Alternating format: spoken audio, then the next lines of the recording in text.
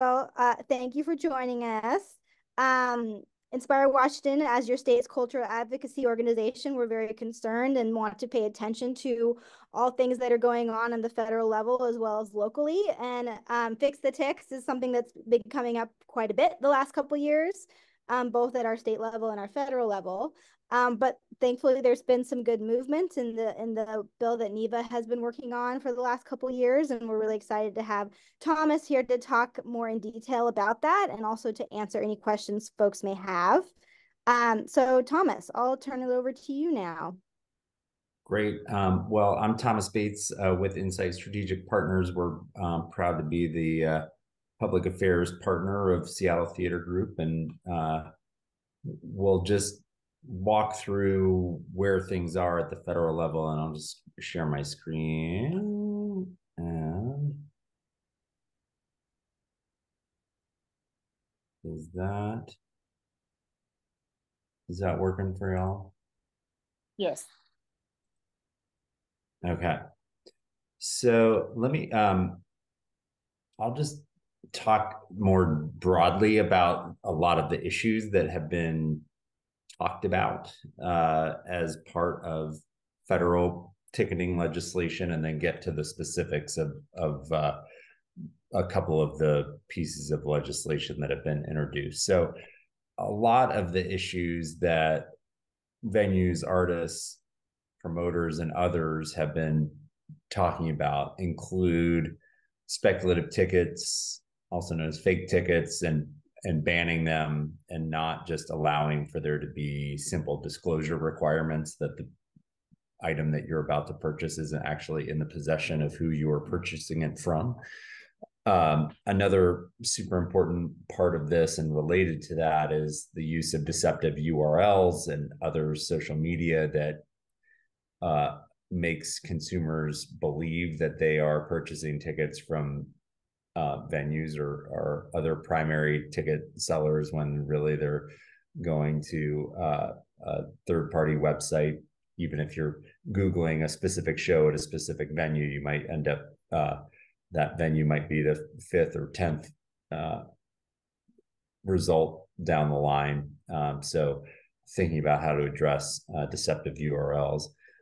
Obviously, there is already a federal law that prohibits the use of bots and requires or is reliant on state attorney general enforcement of those laws, which I think has been inadequate to date across the country. And so there's been talk of how to actually strengthen the existing laws and provide more resources at a federal level.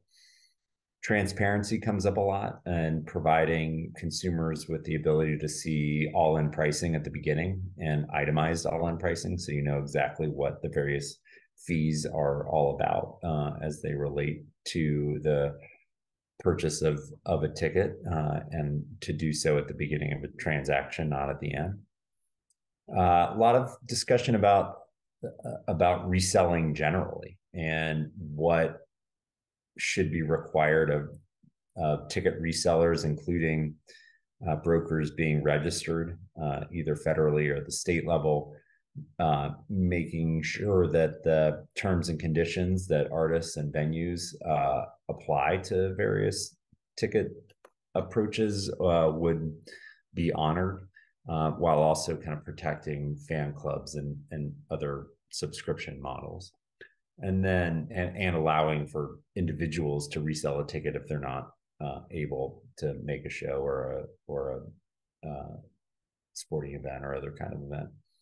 And then we've also seen a desire to actually have national standards rather than a patchwork of state laws, and some state laws that are far less robust or far less fan friendly being pushed at state legislatures. So I think those are generally the major issues. So the Congress has been considering a host of bills. I'll just talk about two of them.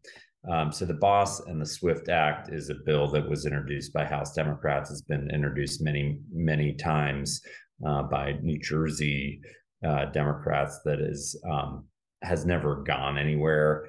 I think it's not a very strong bill from a consumer protection point of view, and hasn't been advanced. So I don't think we need to dwell a lot on that. The Ticket Act is, there's a version of it in the Senate and in the House, and it is bipartisan.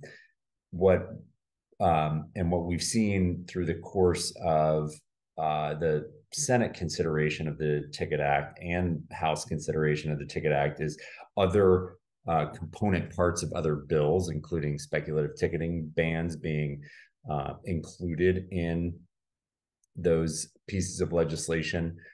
Both the House and the Senate versions of the Ticket Act include component parts of all-in pricing. The Senate version is stronger than the House version on this regard.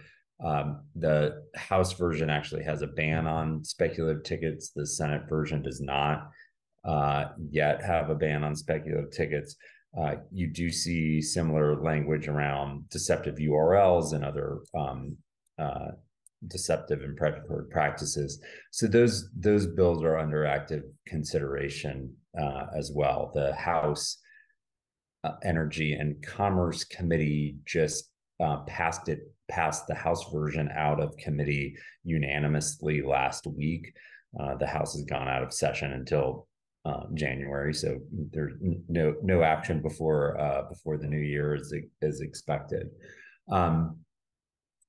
I want to spend the most time talking about the Fans First Act. This is the Senate bill. It's a bipartisan bill that is the comprehensive approach that NIVA, the National Independent Venue Association, and others have been working on for a long time. And it finally got introduced last week with 6 sponsors, 3 Democrats, 3 Republicans.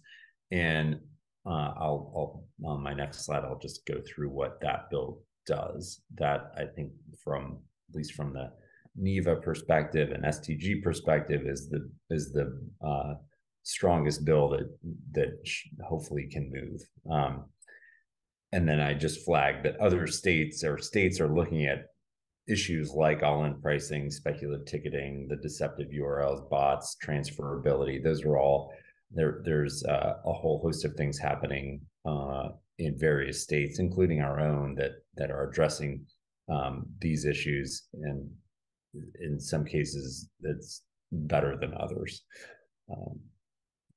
So just on the Fans First Act, which is the Senate bill that was recently introduced, this really lays out what the bill is trying to do. So when you think about transparency, you're thinking about all-in pricing, refund policies, actual seats that exist and which seat you will get, and resellers disclosing that they are resellers and not or the original initial seller. So very strong transparency requirements, and what the all-in pricing looks like up front and where those fees are going. The second bucket around protecting consumers, this is really focused on the deceptive websites and the use of trademarks and other protected material to deceive customers as they're looking to buy tickets. The bill also includes a ban on speculative tickets, which has been a very important part of what the coalition has been asking for, providing proof of purchase to buyers from both sellers and resellers, and again, making sure that there are refund policies in place. And I think another part of this that's been really important to discuss and to make sure that there was some teeth to it really is around this enforcement question. And the bill does allow for there to be enforcement from both the Federal Trade Commission, the FTC, and state AGs when it comes to the use of both bots and also these fraudulent practices. As a way to get more data about what is happening in this space, around fraudulent practices. There will be a study that goes to Congress about this, and more transparency and reporting requirements about bot usage, and the ability to make complaints about that to the FTC. So, like I said, this bill has been it is the product of pretty comprehensive work over many months to try to bring in all of these various concepts, and both transparency, reporting, bot enforcement strengthening, the fake ticket problem, and so there's a real view that this Fans First Act that's in the Senate now is the vehicle that NEVA and others hope will move. So that is the overview of where we are at the federal level. Happy to answer specific questions about bills or process, but that's where we are.